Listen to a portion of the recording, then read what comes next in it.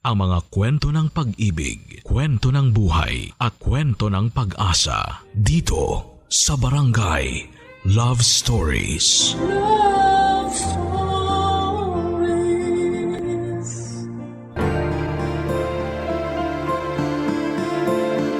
Alam ng lahat na mali ang maging kabit. Pero may mga tao sa ganitong kalakaran pa rin kumakapit. Ikaw, kaya mo bang maging isang kabit? Dear Papa Dudut, ako nga pala si Blanca, 25 years old, isang kabit ng isang 50 anyos na lalaki na itago na lang natin sa pangalang Lloyd. Halos 2 taon na akong kabit niya. Nung una ay hindi ko alam na may asawa at anak na pala siya. Pero noong nalaman ko ay huli na. In love na ako sa kanya. Itinuloy ko pa rin kahit tinanong na ako ni Lloyd kung okay lang ba yon sa akin. Umuo na lamang ako lalo pat may pinangako siya sa akin. Pinangakuan niya akong siya na ang bahala sa lahat ng kailangan ko. Mula sa apartment hanggang sa kakainin sa buong araw. Bilang isang babaeng tamad at gusto na lamang mamuhay bilang prinsesa, kinagat ko na lamang ang offer niya. Yun na lang ang benefit ko sa pangangaliwa niya. Pero may catch dito ha. Hindi lang pala ako ang kabit ni Lloyd. 2 kami. Ang ikalawa, pero naunang kabit niya ay ang 35 anyos na si Maya. Nakilala ko siya nang ihatid ako ni Lloyd sa bagong apartment na tutuluyan ko. Gulatan talagang mga nangyari. Nakita ko si Maya na nakaupo sa sofa. Akala ko nung una siya ang totoong asawa. Pero nang lapitan niya ako at nagpakilala na siya ang unang kabit. Doon ako nakampante. Magkasama na kaming tumira sa apartment na yon. Nung una ang sabi ni Lloyd ay pansamantala lamang ang pagtira ko roon dahil ililipat niya ako para may solo akong tirahan. Pero hindi naman nangyari. Hindi na rin ako umatras kahit na gano'n ang setup. Naging praktikal na lang din ako kesa naman wala akong mapala sa pagiging kabit ko, hindi ba? Saka mabait naman at chill si Maya. Siya lang ang nakauna sa pagiging kabit ko bilang parehas lang naman kaming 2. Na-enjoy ko na makasama si Maya sa isang apartment. Doon na rin nagsimula ang friendship naming 2, Papa Dudut.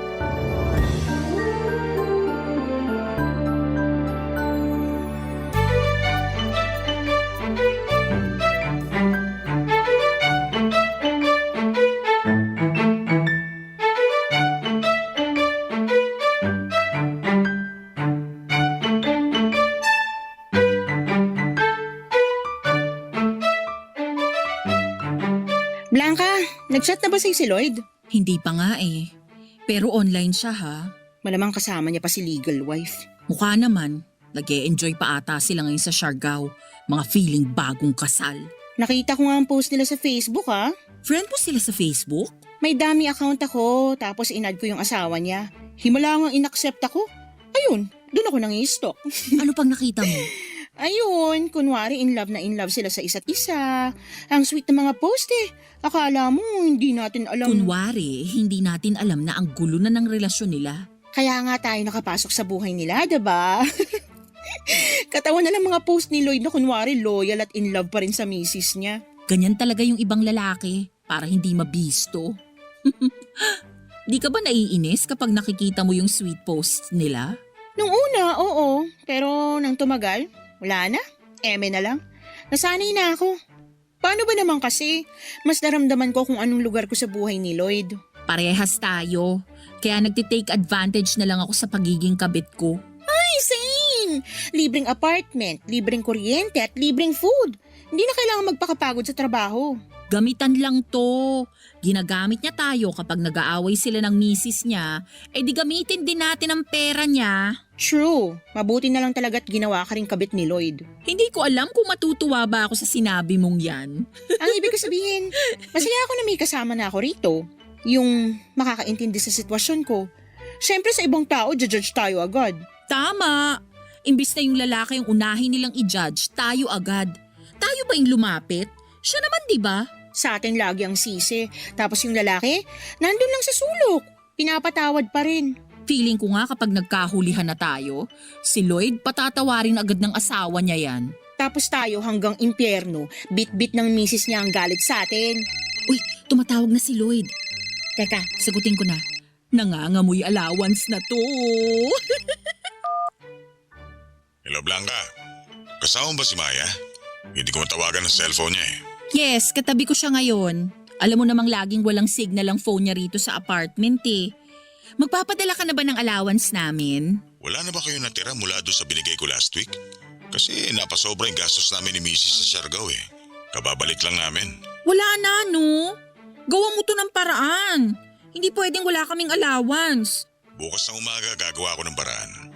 Basta wag lang din kayo message ng message sa akin kasi nakadikit si Mrs. sa akin palagi eh. Okay, noted. Happy anniversary pala sa inyo kahapon. Palumpia ka naman dyan. Hindi nga happy eh. Inaway ba naman ako kahapon?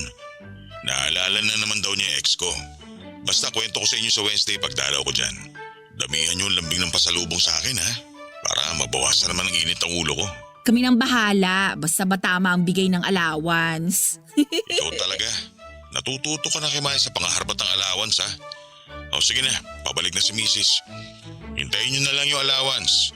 Huwag na rin kayo mag-message after nitong tawag ko. O sige na, bababa ko na to. Maya, gagawan daw ni Lloyd ng paraan bukas yung allowance natin. Ano ba yan? Nagkikrave pa naman ako ng kare-kare ngayon. May peanut butter pa naman sa kusina. Wala naman tayong ibang pangsahog sa kare-kare. Ano naman ang gagawin ko sa peanut butter? Papakin na lang natin. Mabilis makabusog yun at makatanggal ng cravings. Ano, tara? Halika na. Natawa na lamang si Maya sa suggestion ko pero pumayag naman siya. Magkasama na kaming nagtungo sa kusina, naglabas ng kutsara at saka nilabas na rin ang peanut butter na pasalubong pa sa amin ni Lloyd nang nagpunta ito ng Baguio. Pinapak namin yon habang nagpapapak ng usapan tungkol kay Lloyd at sa mga naging buhay namin bilang mga kabit. Pangalawa lang si Lloyd na nakarelasyon ko at ginawa akong kabit. Ewan ko ba? Siguro may aura akong maging kabit. Yung unang nangabit sa akin ay walang pera at madalas pang nahihila ang motor dahil hindi nakakabayad. Kaya noong time na nalaman ko rin kabit ako, umatras ako kasi wala naman akong mapapala sa kanya. Pero iba kay Lloyd. Siyempre may kaya naman itong si Lloyd kaya pato lang ako. Negosyante ba naman? Dapat siyempre may mapapakinabangan din ako. Binababoy at hindi na nga ako nirerespeto dapat lang naman na may mapala ako, hindi ba? Kinabukasan nga ay nagpadala na si Lloyd ng allowance namin. Dinagdagan niya dahil natuwa siyang sumunod kami sa gusto niyang huwag kaming mag-chat sa kanya. Kaya naman nakapag-mall kami ni Maya para bumili ng mga pangkare-kare namin at makabili na rin ng make-up. Habang naglalakad ay hindi namin inaasahan na makakasalubong namin sina Lloyd at ang misis niya. Nagulat at namutla si Lloyd pero kami ni Maya, nonchalant lang ang atake naming dalawa. Kunwari hindi namin siya kilala.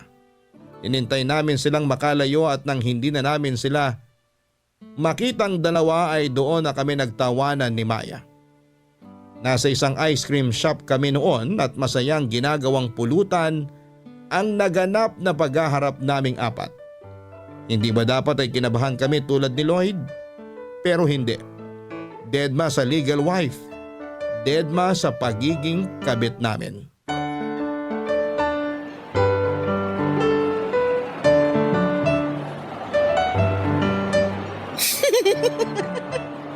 Grabe yung pamumutla ni Lloyd kanina, no? Tinalo pa yung anemic at nakahigop ng sukang puro. Pero tayo, dead ma. Tapos yung misis niya, kapit ng kapit sa kanya. Walang kaalam-alam sa kalokohan ng mister niya. True! Pero ang galing na nonchalant face natin kanina, ha? Hindi natin i-rehearse yun ha. Kusa lang lumabas. Natural. Sa next, mas gandahan natin ang pagpapanggap. Para paniguradong hindi mapuputol ang allowance natin. Nag-text na ba sa'yo si Lloyd? Hindi pa. Mamayang gabi na yun magpaparamdam kapag nasa work na yung misis niya. Magagalit kaya siya? Bakit naman siya magagalit? Hindi naman tayo nag-eskandalo Ang behave nga natin kanina I mean, dahil nga pakalat-kalat tayo dito sa mall kung nasan sila ng misis niya. Bakit? Siya ba ang may-ari ng mall na to? Baka kasi mamaya sabihin niya dapat nakakulong lang tayo sa apartment o kaya doon tayo sa faraway gumagala. Eh di next time, i-update niya tayo kung saan ang location nila ng misis niya. Para hindi tayo nagkakabungguan, no?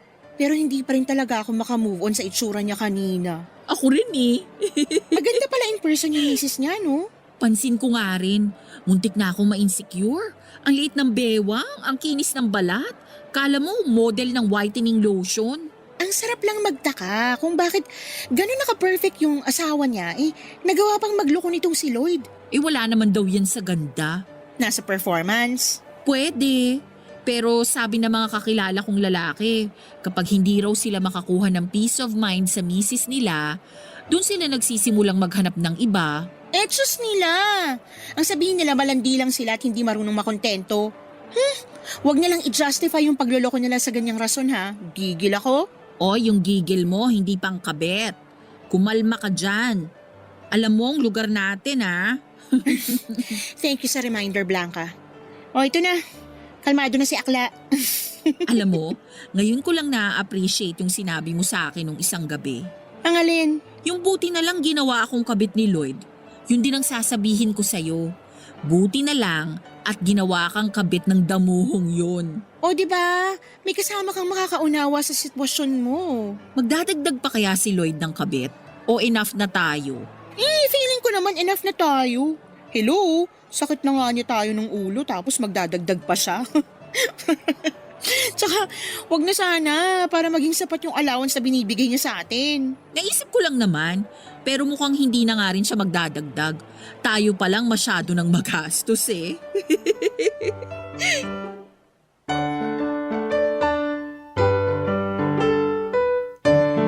Nagpatuloy ang tawanan namin hanggang sa maubos na ang pwede naming mapag-usapan tungkol kay Lloyd. Aalis na rin sana kami ng mall para umuwi na.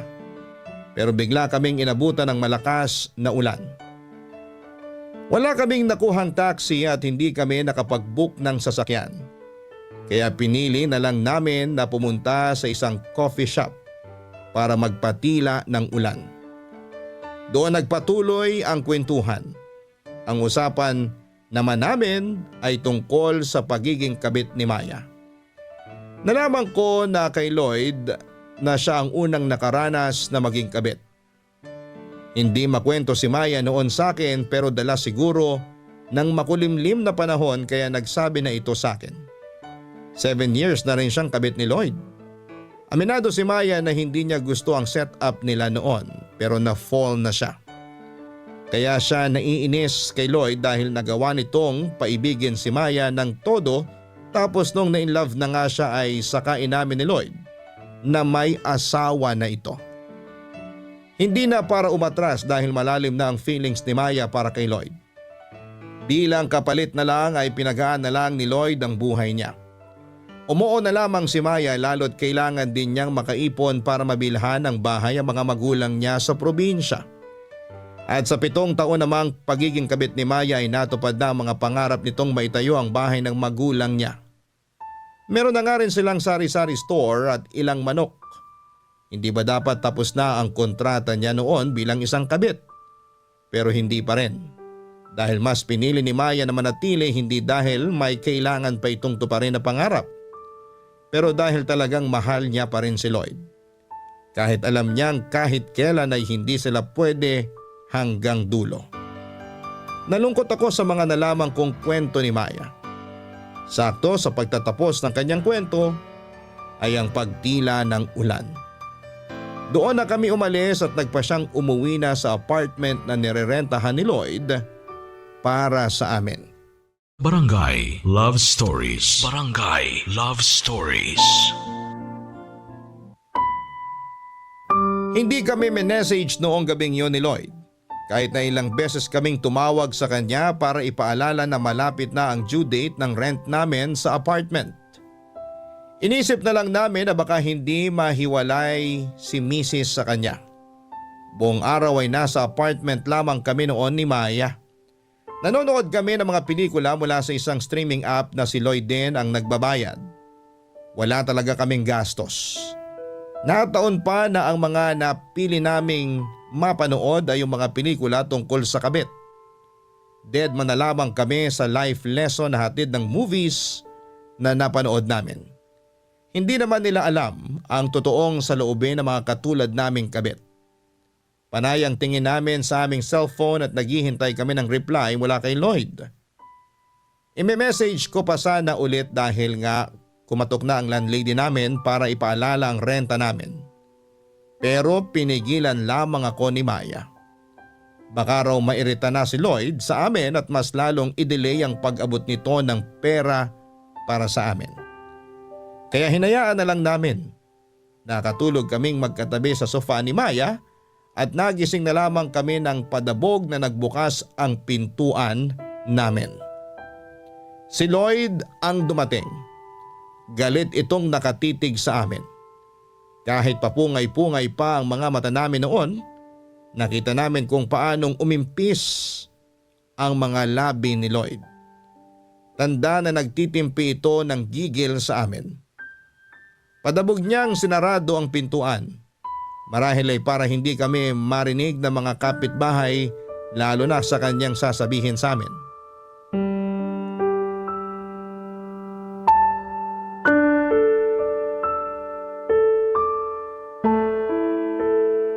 Di ba sinabi ko naman sa inyo na huwag kayong tawag ng tawag sa akin? Bakit ba hindi kayo makahintay na ako mismo tumawag sa inyo? Kasi naman, urgent na yung message namin ni Maya eh. Hinahanap na nung landlady yung renta namin. Para lang sa renta, hindi na kayo mapakali. Gusto lang naming i-remind sa'yo na bayaran na nga. Hindi naman ako tanga para hindi malaman na bayaran na. Saka isang message lang, gets ko na. Kung hindi ako nakareply kaagad, ibig sabihin kasama ko si Mrs. Di sorry. Huwag kang ganyan sumagot, Blanca. Mas lalo ko naiinis eh. Ang late lang kasi na bagay pero pinapalala mo pa. Hindi lang naman tutungkol sa renta. Ano na naman ba ginawa namin? Hindi nyo alam? Kanina, pakalat-kalat kayo sa mall. Nakalimutan nyo na agad yun? Ano namang masama kung nasa mall kami? Ang masama doon, kasama ko misis ko. Hindi naman namin alam na nandun kayo ng misis mo. Hindi namin kasalanan yun. Next time kasi mag-update ka. Paano ko mag-a-update kasama ko nga lagi si misis? Di wala na lang sisihan. Wala namang may gusto na magkita-kita tayo sa mall. Saka wala namang kaming ginawa ah. Nakita mong nonchalant lang kami ni Maya nun eh. Ikaw pa nga tong parang biglang naubusan ng dugo dahil sa pamumutla. Hindi na ako nakikipagbiruan, Maya ha? Walang nakakatawa. Grabe yung galit mo Lloyd ha, ang OA na. Hindi OA yun. Muntikan na tayo eh. Kung muntikan tayo mabuking, dahil sa'yo yon. Dead na nga lang kami nun eh. Ikaw yung pahalata dyan eh. Ano ako? Si Maya kaya? Ha? Paano si Maya? Nonchalant nga rin siya eh. Nonchalant? Siya nga itong nakipagtitigan pa sa akin at tumitig pa sa misis ko. Walang ganun. Medyo may ganon, Blanca. Pero mabilis lang naman yung titig na yun. Anong mabilis? Ang tagal kaya nun? Pero balik nonchalant lang ulit ako noon, no? Ano ba yan, Maya? Akala ko pang best actress na tayo nun. Sorry, pero saglit lang talaga yun. Hindi naman umabot ng 1 minutong titig ko nun sa kanila ni Mrs. Next time ha? Dapat hindi na tayo magkakasalubong na 4 sa mall. Pinapahamak niyo ako eh. Dapat dito lang kayo palagi sa bahay. Ang unfair naman nun. Kayo nga dapat ng misis mo ang nasa bahay lang kasi katatapos nyo lang mamasyal sa Siargao. Tapos magmumall pa kayo? Tama! Dapat ibigay mo na sa amin yung mall. Buti sana kung inaabutan mo kami ng travel allowance para hindi kami nagtitiis lang sa mall. Tama. Huwag na kayo magkampihan pang dalawa. Makontento na lang kayo sa binibigay ko sa inyo. Sobra na nga yun eh. Di ibigay mo na sa amin lahat ng mall dito sa Metro Manila. Kami na lang ang may karapatang gumala ron. Paano naman kami ng misis ko? Siyempre kailangan namin mamili ng mga kailangan namin. At saka pag umiwas ako sa mall, baka lalo makahalata pa yon. Anong gusto mong gawin namin? Babae kami, hindi pwedeng hindi kami tumapak sa mall. Natagalan ng argumento kung sino ang mag-a-adjust sa aming tatlo. Mainit na noon ang usapan at hindi ko talaga maintindihan kung bakit gano'n na lamang ang galit ni Lloyd. Dati naman ay napapalagpas pa niya ang mga maliliit na bagay. Chill lamang si Lloyd. Bihira siyang magalit. Kahit nga super stress na siya sa misis niya, nagagawa pa rin niyang kumalma. Hindi namin alam kung ano ang nangyayari sa kanya at hindi rin naman kami nagtanong. Masyado kaming busy na manalo sa argumento laban sa kanya. Nagkampihan kami ni Maya at sa huli kami rin ang nanalo. Ang usapan ay magsasabi na lamang kami kay Lloyd kung saang mall kami pupunta ni Maya para maiwasan nilang mag-asawa. Pagkatapos noon, akala namin ay kakalma na siya. Pero ramdam pa rin namin ang galit niya. Sinubukan namin siyang lambingin pero walang nangyari. Dati nadadaan namin siya sa ganon pero noong time na yon ay wala. Nagmadali na rin siyang umalis at nagtataka talaga kami kasi kada dalaw niya sa amin ay nag-i-stay pa siya ng ilang oras. Pero umalis agad siya. Nagdabog pa ulit. Hindi namin siya minessage ulit kung ano bang nangyayari sa kanya. Pero nalaman namin ang sagot kinabukasan nang bigla itong dumalaw sa amin. Akala nga namin ay galit siya ulit pero kalmado na siya. Tulad ng Lloyd na nakilala namin. Kinausap niya kami para i-explain kung bakit gano'n ang naging treatment niya sa amin noong nakaraang gabi.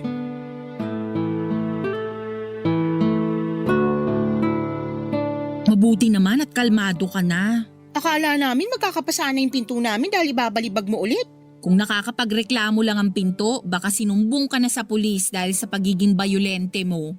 Sorry na nga eh. Sorry lang ba ang kaya mong i-offer? Gusto namin ng sagot kung bakit bigla ka nalang ganun sa amin kagabi. Gets namin na natakot kang mahuli kaya ganun ang inakto mo. Pero hindi naman sana ganun ka OA. May nangyari kasi bago tayo magkita-kita sa mall. Ano nangyari? Munti ka na akong mahuli. Dahil sa amin? Hindi.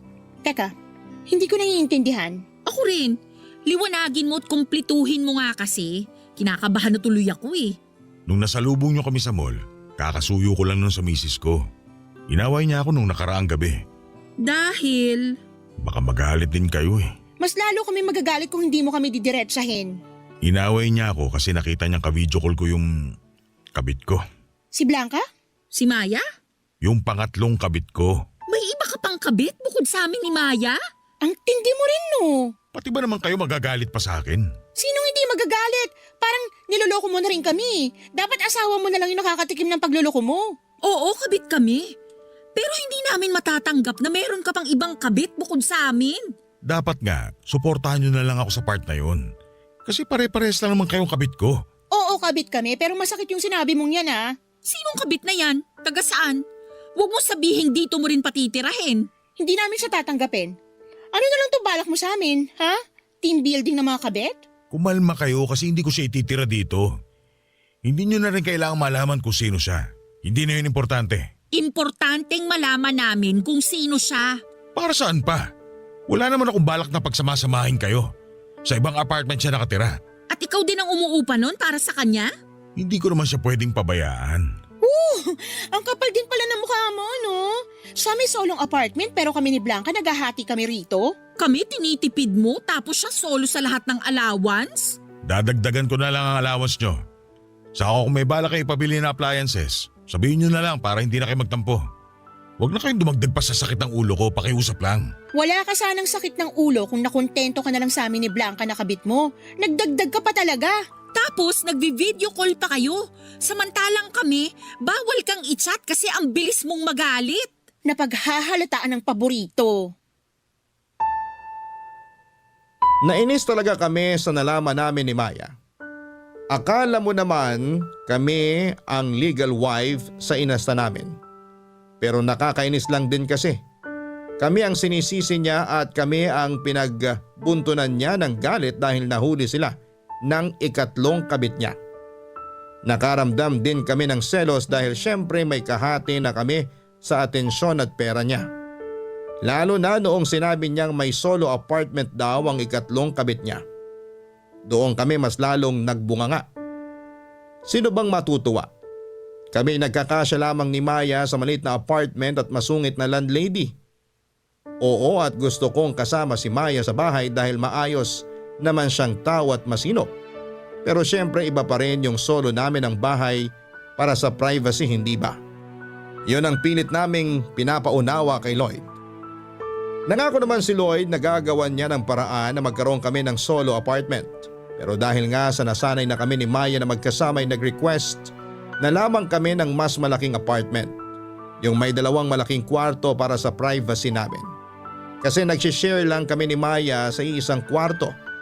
Nag-request din kami ng apartment na merong hot and cold shower. Gusto rin namin ng mas malaking TV at bagong air fryer.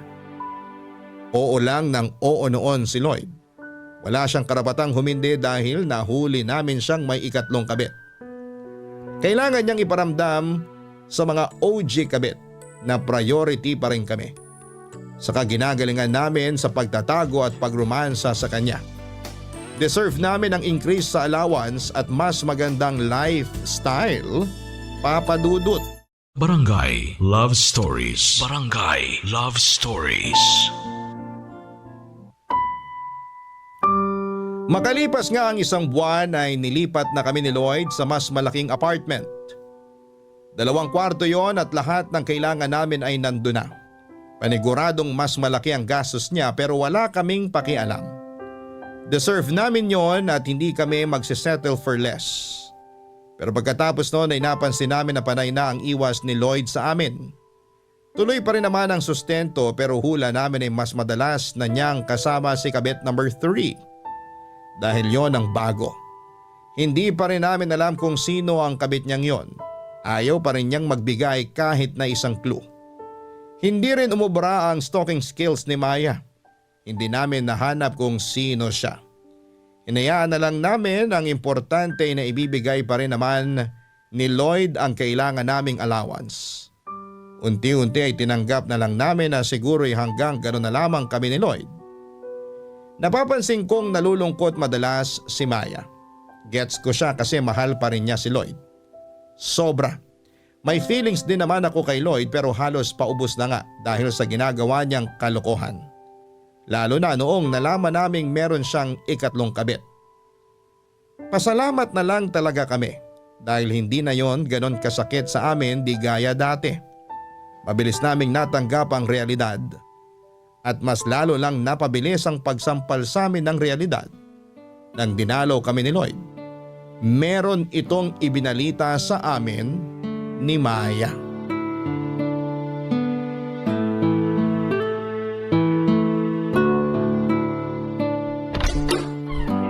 Blanca? Maya? Wow! Hindi na marunong kumatok ha, diretso pasok na agad. Eh ano naman? Ako naman nagbabayad ng upa nito ah. Mukhang malapit ng dalaw ni Lloyd. Huwag mo nang asalin at baka lumala ang toyo. Ano na naman bang binubulong-bulong mo dyan, Maya? Wala. Bakit ka nandito? Di ba sa Friday ka pa dadalaw? Nag-away kayo ng misis mo, no? O baka tinoyo na naman si kabet number 3? Huwag nyo nga akong asaring dalawa. Wala ako sa mood ha. Bakit ka ba kasi andito? May importante ako sasabihin. Iiwan mo na ba ang misis mo? O iiwan mo na si kabit number 3? Kailangan malawak ang isip nyo sa sasabihin ko. Heto na naman po tayo. Huwag mong sabihing may pang-4 ka na namang kabit ha. Magde-demand na talaga kami ng tagi-isang condo unit ni Maya. Fully furnished and fully paid. Walang pang-4 na kabit. Makinig kayo. Nagkaroon ng problema sa inuupahan nung isang kabit ko eh. O tapos? Napaaway siya sa landlord niya at kailangan niya nang umalis doon. Yung dati naming apartment ni Maya, bakante pa yon. Doon mo na dalhin. Kasya naman siya doon. Kaya nga ako pumunta dito kasi gusto ko… Oh no! Parang alam ko na yung sasabihin mo. Huwag mo nang ituloy. Bala ko na dito muna sa patirahin. Magdadagdag na lang ng kama. O kaya papalitan ng double deck yung isang kama nyo. Mamimili na lang kung sa kwarto mo, Maya, o kay Blanca. I know! Ayoko! Ayoko rin! Nag-promise ka sa amin ni Blanca na solo na namin tong apartment tapos bigla mong isisingit yung 3 kabit mo? Nababaliw ka na ba? Pansamantala lang naman to. Hoy, ganyan din ang sinabi mo nung pinasok mo si Blanca sa dati naming apartment. Hindi mo na kami maluloko. Ayaw naming makasama yung kabit mo. Mabait naman siya at pakiramdam ko makakasundo nyo rin siya. Di ba nga nagkasundo ka agad kayong dalawa nung pinagsama ko kayo sa dating apartment nyo? Malay nyo, ganun din sa isang kabit ko. Magaling naman kayo makisama eh. Magaling kaming makisama, pero hindi kami makikisama sa ikatlong kabit mo. Binawasan mo na nga yung allowance namin mula nung dumating yung hitad na yun eh. Tapos isasalpak mo pa siya dito sa bahay? Oy, nakapagtanim na kami ng sama ng loob sa kanya. Hindi mo na yun mahuhugot. Feeling ko may attitude problem pa yun kaya pinaalis sa apartment niya. Hindi ko siya gusto, ngayon pa lang. Ano ba naman kayong dalawa? Ayaw namin. Kahit dagdagan mo pa yung allowance namin o palitan mo ng bago yung microwave oven namin, pass kami sa kanya. Wala kayong ibang magagawa sa gusto ko. Pumayag na lang kayo, kung hindi, ititigil ko ang pagbibigay ng allowance sa inyo. Huwag niyo akong galiting dalawa ha. Pinagbibigyan ko lang kayo sa pagsasalita niyo sa akin eh. Pero sumusobra na kayo. Matuto kayo rumispeto sa bumubuhay sa inyo ha. Ikaw ang sobra na. Binababoy mo na ang pagkatao namin, tapos isusumbat mo pa ang mga binibigay mo? Tama si Blanca. Hindi na pwede itong ginagawa mo. Ayaw namin siya kasama rito kung sino man yung kabit mong yan. Ah, ganun ha? Matigas kayo? Tignan na lang natin. Yun na siguro ang pinakamalalang galit na nakita namin kay Lloyd. Nanlaki at nanlilisik ang mga mata niya. Kung di siya siguro nakapagpigil ay baka sinuntok na niya kami. Nagmadali siyang lumabas ng apartment walang paalam pero may pagdadabog. Aminado naman kami ni Maya na kahit na nagtatapang-tapangan na kami noon, ay nakaramdam pa rin kami ng takot. Hindi namin alam kung ano ang pagbabantang yon ni Lloyd sa amin. At naramdaman na nga namin at nakuha ang sagot makalipas ang ilang araw. Nakaschedule na siyang magpadala ng allowance namin pero hindi niya ginawa. Chinat na namin siya pero wala siyang naging reply. Inabot na ng 3 linggo pero wala siyang pinadala kahit na ano. Dumating na rin ang bills namin at sinubukan pa naming isend ng picture noon kay Lloyd. Pero wala pa rin siyang reply sa amin. Yun na nga ang laman ng pagbabanta niya.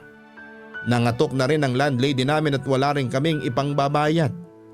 Kabado na kami dahil baka talaga ang inabandona na kami ni Lloyd. Naisip namin at hiniling na sana ay pananakot lamang niya yon at magpapadala siya ulit. Pero umabot na ng 2 buwan. Wala pa rin siyang pinapadala. Nagalit ang landlady namin at nagamit na rin namin ang konting naipon namin para sa pangbayad ng kuryente at tubig para hindi kami maputulan. Tinipid namin ang huling stocks namin ng pagkain pero hindi na kinaya ng budget namin. May mga nabenta na rin kaming appliance para may pangkain kami.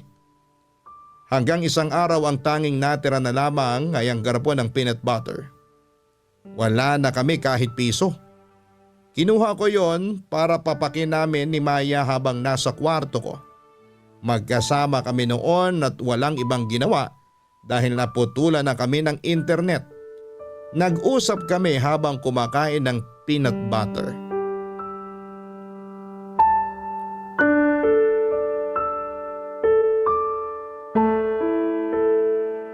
Mabuti na lang pala at kinakain na natin tong peanut butter. Bakit? Bukas na expiration ito eh. Kaya pala medyo mamantika na. Hinaluan ko ng mantika yan para mabilis tayong mabusog. Pa-expire na rin kasi yung mantika natin eh. Kaloka ka, Blanca. Ganun na ba tayo kahirap ngayon para magpakabusog na lang sa mantika? Sorry. Ay, Makakatikim pa kaya tayo ng kare-kare? oo naman. Magpapadala pa kaya si Lloyd? Yan ang hindi ko alam. Makipagbati na kaya tayo sa kanya. Masorry na tayo. Bakit tayo magsusorry? Tayo ba ang mali? Konting karapatan na nga lang natin ang inilalaban natin, hindi pa niya magawang tanggapin? Saan ba tayo dinala ng karapatan na yan? Heto tayo, kumakain ng mamantikang peanut butter na pa-expire na. Pinapalungkot mo naman ako, Maya eh. Malungkot din naman ako. Mas malungkot kesa noon. Mas malungkot kesa noon? Sa 7 years na pagiging kabit ko kay Lloyd, hindi naman ako totoong naging masaya eh. Nagkasya na lang ako sa kung anong meron. Kasi akala ko, yun lang ang deserve ko. Ano ba ang deserve nating mga kabit? Para sa mga legal na karelasyon at misis, deserve nating mabura sa mundong to. Para sa mga lalaking ginagawa tayong kabit. Wala silang nakikitang bagay na deserving para sa atin. Para sa kanila, laruan at pamparaos lang tayo. At para sa mga kapwa natin, kabet, Deserve nating mahalin pabalik. nag-chat si Lloyd. Ano sabi? Natuto na raw ba tayo ng leksyon niya para daw magpapadala na siya? Natuto na ba tayo sa leksyon niya? Ikaw, anong natutunan mo sa ginawa niya? Ay, natutunan ko na mali palang ibaba yung worth natin dahil pakiramdam natin ito lang ang deserve natin. Natutunan ko na walang pupuntahan tong pagiging kabit. Di naman natin karapatan na piliin tayo. Ay wait, pinipili pa rin naman nila tayo. Pinipili kapag masakit na ulo nila sa mga karelasyon nila. Doon lang tayo pinipili. Pero pag ayos na sila, wala na naman tayo sa eksena. Isa lang naman ang natutunan ko kay Lloyd. Isa lang. Ano yun? Na wala siyang kwentang tao at sana malaman ng misis niyang tungkol sa mga kalokohan niya. Oh, nag-chat ulit si Lloyd. Sabi niya, dadalhin na raw niya yung allowance natin at pambayad sa upa mamayang gabi.